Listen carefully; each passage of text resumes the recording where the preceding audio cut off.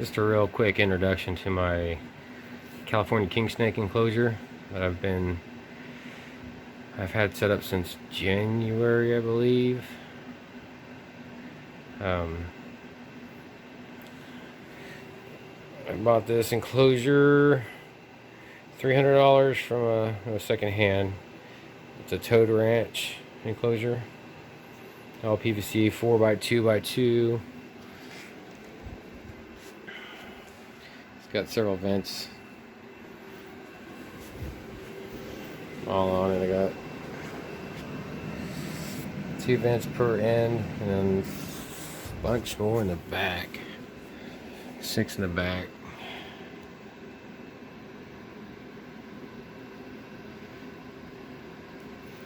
I got my heat emitter. I got a UVB bulb and the juggled on LED bar light. And then I just got this little guy up here. It's just something I bought at Ace. That I use that to kind of, since I can't dim my LEDs, I have that set on a timer, so when those shut off, that stays on, and then they count down for the sunset and sunrise. They will use that light to dim it or to raise the temperature or the light output slowly in the mornings. And that's an Arcadia heat emitter with their shield guard thing. I'd laid tile for the background, just stuff you can get at Home Depot or Lowe's. Terracotta or something like that was the color of it. And then for when I bought the enclosure, this driftwood was in it, or was, part of the deal. This driftwood, the rocks, got a big old slate rock here. That's a hide. Almost, my buddy will slate. He usually hides underneath this one. You can tell he just shed yesterday, so I'm waiting for the springtails and all that isopods to chew that up. You can see where my temperature probe is, and just a piece of driftwood I had in this old enclosure. I had a 25-gallon enclosure for him originally, which was way too small for him because he's close to 3 feet now. So that was part of that original deal. I just figured I'd throw it in there for him to crawl on if he needed it. Which, since I put him in this enclosure, he really doesn't climb around a lot. I figured he'd climb on that branch or that driftwood, but he don't really do it. I see him climbing more on my bug catcher here for the gnats and the flies. Not really a fly, but they look like a gnat, but they don't look like a gnat. They're little flying insects. So anyway, I have that turned on. That's got an auto censoring for when the lights go off, it turns on automatically, and it gives it kind of like a moonlight of a night because it's pretty bright. It's a blue light, ultraviolet or whatever it is, so it kind of adds to it of an evening. All the plants you see, other than this little, I forgot what they're called. Don't ask me the names of them because I totally forgot. But I bought this little guy from My Green Obsession. Just wanted something that would spread out over the floor. That plant back there, this big guy here, which it was tiny when I first put it in there. It was a quarter of that size, and I mean, it just when it went, it just went. I mean, it shot up out of nowhere. This little fern here is starting to go. It's taking longer than this guy. This thing just blossomed like crazy, and then my little, I forgot what this is called, angel something or 5. I don't remember, but it just kind of sits there. I haven't really noticed it doing much. I mean, it looks like it's spread out just a little bit, but it don't do much other than doing what it's doing now. So I got the little half round hide there. I use that for the isopods and springtails because I like hiding underneath that, which I just did a bunch of maintenance on it. I just changed the water out in the water bowl, sprayed some water in there for the isopods and stuff. But I was looking underneath all this rock here, moving some leaves around. I got a bunch of baby isopods underneath there, and then these cork barks right here, I moved them, and I had a bunch of isopods. I've got dairy cows, powder oranges, powder blues, and some just regular peel bugs, and then a couple roly-polies and stuff that I found outside that I threw in here. And so I mean, they're, let's see, you can kind of see the springtails in action right there. I mean, these guys are everywhere. I mean, everywhere. Little dudes are just growing like mad. Look at that. I mean, they're everywhere. I put some snails in there, hoping they'd live, but they died. Springtails ate them up, so the shells are just hollow. I just leave it in there for aesthetics, and I noticed them crawling in and out of the shells a lot. So I also got these blue trough, whatever you call them. It's an automatic watering system. It's kind of neat. It uses that doodad there in the center. The main water comes in off this hose here. That's the main water supply. It feeds this carrot, is what they call it, and you basically gotta tune it to the moisture level you want in the soil, and you just turn this valve until your drippers just barely hold a drip of water, and then as the moisture decreases in the soil, it kind of acts like a vacuum on that carrot, and there's water inside that carrot. So when it starts pulling the moisture out of the carrot, the top of the carrot has like a vacuum on it, which has a little valve, a little plunger that pinches that rubber hose. So when the moisture drops, the moisture leaves the carrot, it opens that valve and allows water to come out of that hose, which feeds these little drippers.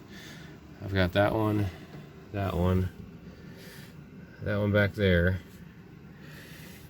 that one there, and then there's one back in there, and it simultaneously just waters all the plants automatically. And then once the moisture level gets back up, moisture level comes back up in the soil, the water enters the carrot, breaks the vacuum, which closes the valve on top of the carrot, which shuts the water off. It's kind of a neat system, I won't lie.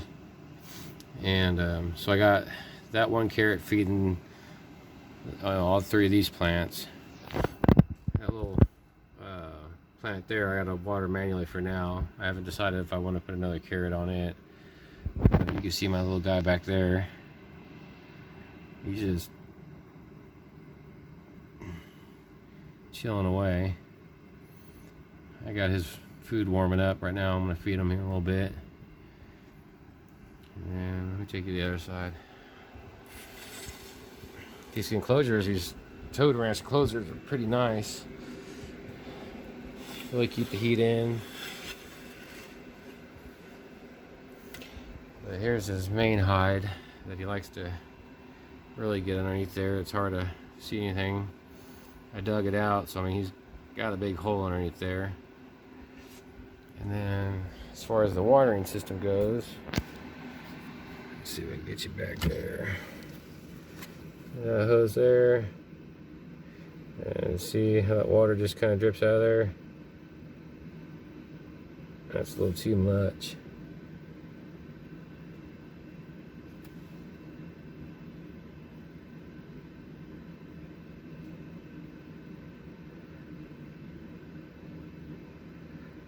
Okay, so it's holding there, but yeah, so that just, like I said, the carrot senses the moisture in the soil, and it just applies more vacuum or less vacuum, and it opens and shuts that valve on top, which pinches that hose and either lets water or doesn't let water out. And the main The main hose is right here, right behind it, coming out.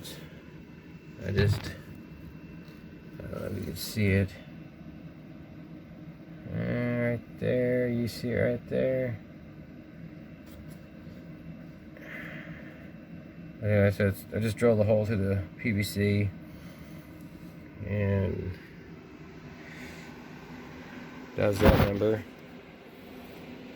You can get those carrots, and they have systems, watering systems. I mean, a lot of gardeners use it for their plants and stuff. SustainableVillage.com, I believe, is where I got mine, and that whole system was like $17 for 2 carrots, or actually for that carrot with all the drippers, and then I ordered an extra carrot, and then the system came with the main water line, and I just tied it all in. It works really good. And this is and I got a little friend for my snake here. Let's see if I get a close up of him. There he is, little tree frog. He just hangs out there most of the time. I just fed him some mealworms.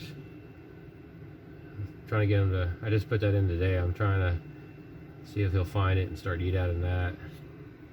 And he just sits up there all day, hangs out. At night, I usually see him over here somewhere. Usually come out, and I've seen him bathe in the water dish. I know he's been in there because he always tracks dirt and stuff in it. So, and then my temperature probe for my herpestat. This little cork deal for the deal to hide it in.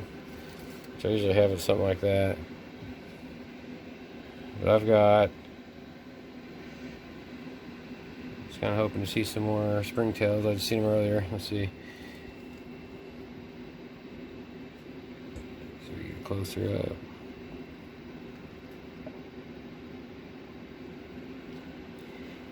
I may have disturbed them.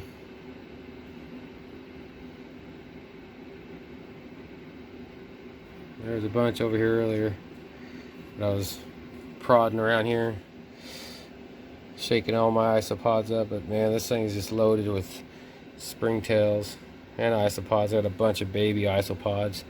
They're all over the place. I was kind of worried about them because I haven't really been seeing them crawling around, but of an evening. And then I got my temperature probe over there.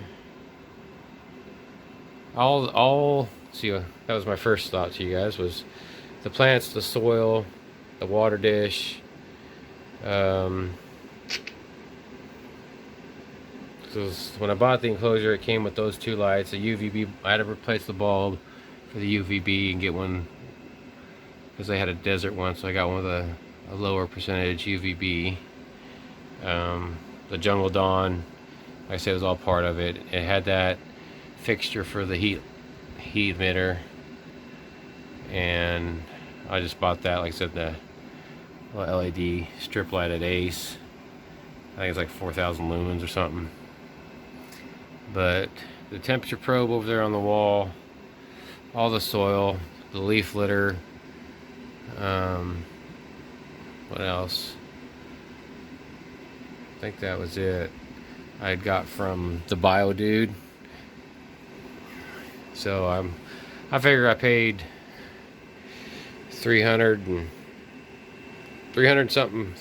for the enclosure, which, like I said, came with the light fixture, 2 lamps, and some decor, the driftwood being one, and these slate rocks.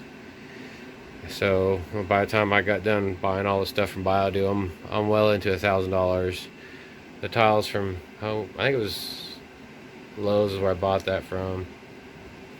They were cheap. They were like less than $1 a sheet. They 2, 4, 6. There's 8 in the back. 12, 13, 16 sheets. So you're looking around $16 for that. The catchy I just had in my camper, and I sold my camper, so I put it in here to help maintain the gnat population because they were getting out of control. So that's helped out quite a bit. Actually, let me show you if I can focus in on that. Because this thing does work wonders. I mean, it's not very pleasant to look at, but well, shit.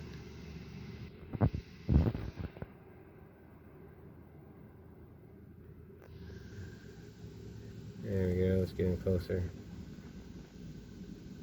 Yeah, look at all that. That was a new replacement sticky pad that I put in there.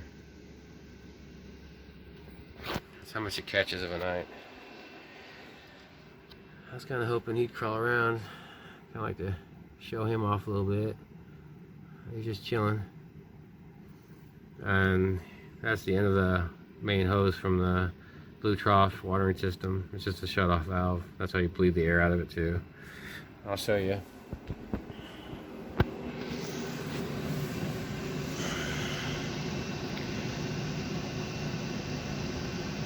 Oh, let's go light. It's kind of dark. Okay, so that's the main line going into the enclosure. I've got just a Y. All these fittings and stuff I bought from Sustainable Village. They give you all that. I think I had to buy the Y. But then these containers, these little water deals, I got on Amazon. Just I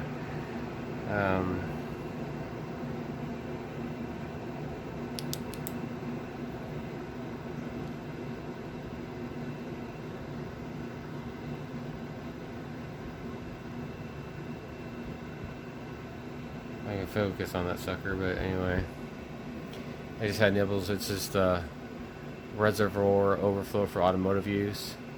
But it was cool because what I like about these is that if I had to, I can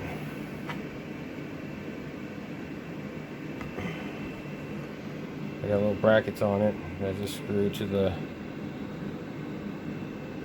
side of the enclosure, and then clean it out and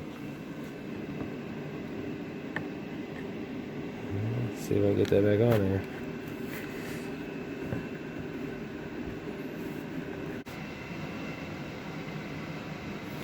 And that's how that goes. I got little caps that just flop open, fill it with water. Just don't let it run out of water. You'll have to rebleed the system. So, and another thing I did to it, just because I sleep right here and the light's waking me up, so I went to blinds.com. I got one of these roll-up deals and blackout, and I painted the backside with a color that closely matches the color of the enclosure, so they're pretty close on that.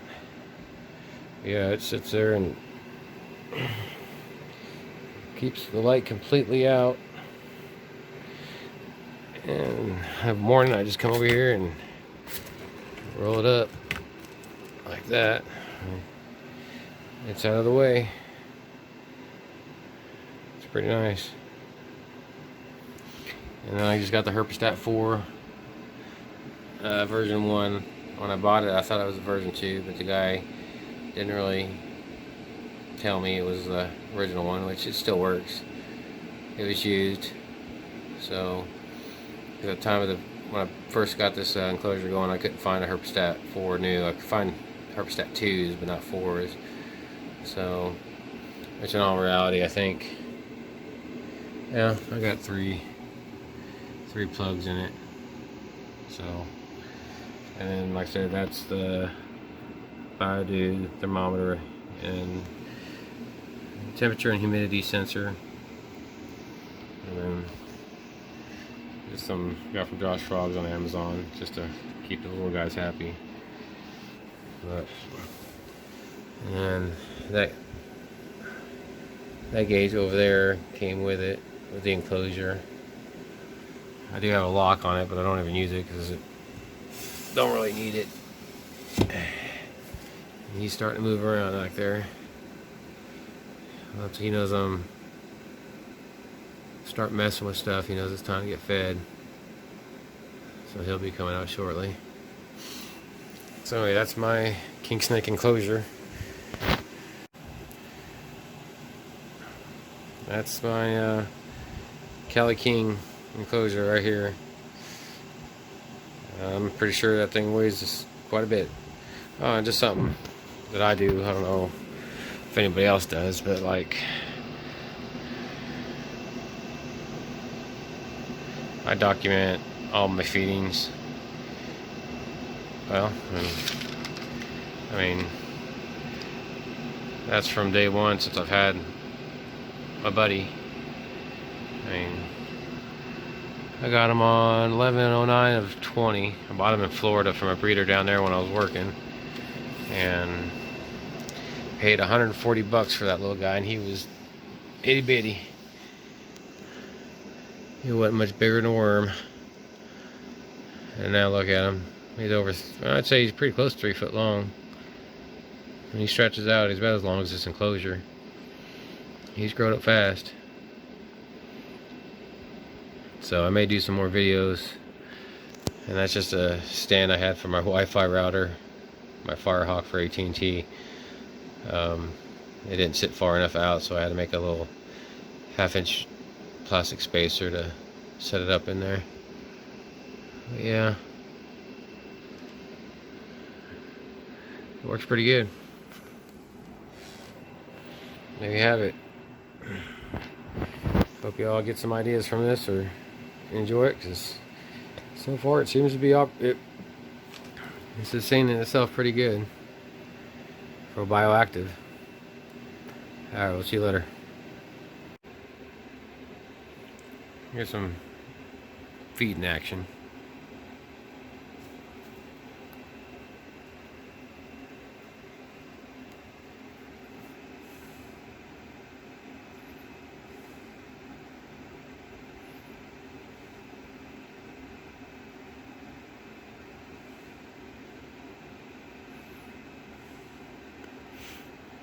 I know a lot of people aren't going to agree with me feeding him inside of his tank, because he'll eat dirt or something. He's a snake. He'll be alright.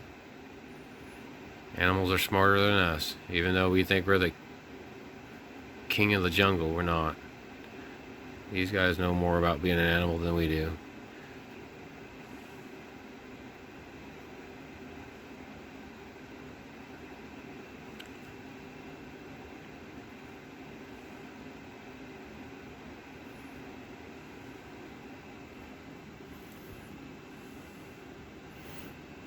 I think I feed him smalls right now. He does pretty good with them. I'd probably go up a little bit on him.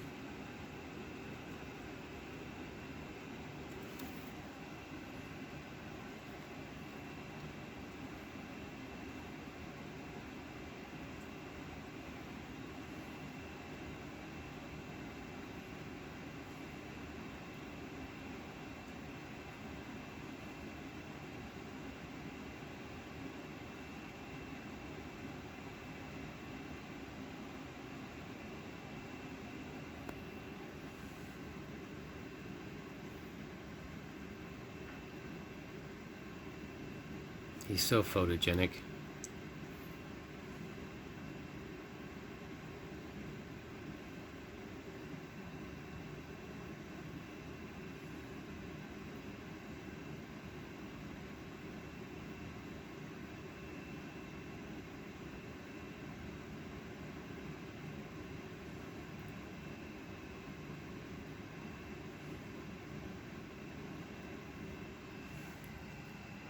What's up, frog?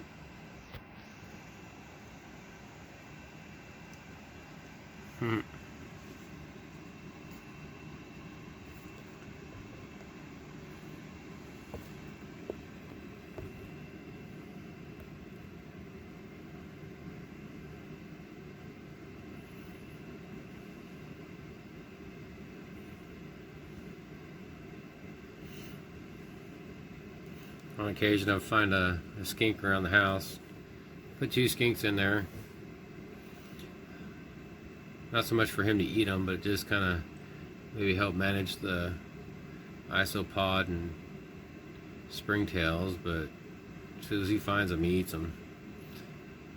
and I'll occasionally get him a bird. He likes birds. And there he goes, down the hatch.